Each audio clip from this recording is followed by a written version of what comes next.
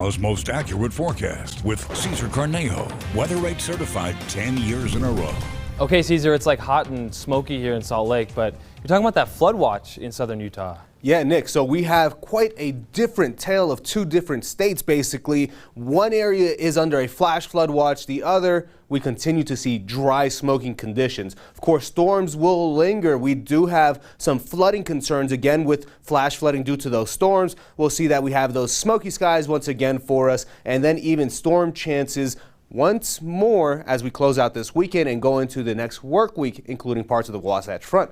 So far right now here in St. George, looking through our Southern Utah University camera network, some clouds hanging around. That's what we expect to see. Again, not seeing much in the way of rain, but there is storm activity hanging around some of the mountains in southwest Utah. Here through our Dixie Tech camera, we can even see some of the higher elevation getting a little bit of that virga, if not actually seeing some rainfall. And it's great. We need the rain given that we're in this drought, but so much at such a little time, it becomes dangerous. We start to see the flash flood warnings go off, and we see that the possibility of very, very dangerous conditions really do hang around. So far right now, again, we do have that flash flood watch. It's going to be in effect until tomorrow, 10 p.m. But we expect to also see that we have all of the ingredients to see those storms really continue throughout parts of tonight, and then it, just like clockwork, starts again in parts of the afternoon hours. Tomorrow we can expect to see quite a large part of the Beehive State still seeing the possibility for a stray thunderstorm here in eastern Utah and even parts of central Utah, but southern Utah, it's going to be a little bit more widespread. I wouldn't be surprised if tomorrow they end up giving us that marginal risk for severe weather once again. Here, taking a look right now, excessive rainfall for tomorrow. Oof.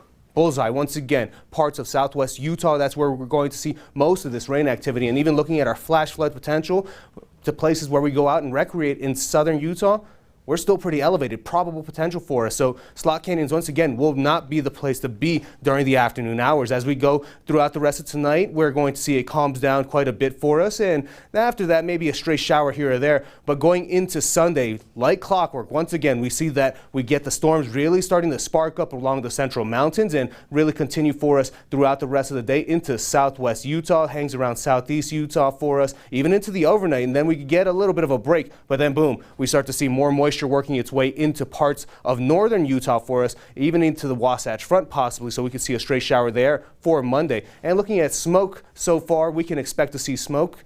It hangs around and it pushes right back in as we have those westerly winds really hanging around for us. And taking a look at our regional forecast, we're expecting to see temperatures in the triple digits for the Wasatch Front or near there. But for St. George, we're actually going to be a little bit cooler towards the mid 90s for us. That's great. Look at that. We expect to see that temperature start to increase as we go into next weekend. Wasatch Front, we're going to say right around that 100-degree mark for the next few days. We start to see a little bit more shower possibilities going into the next week. So, hey, we need this rain, just hopefully not too much all at once. Over to you, Nick.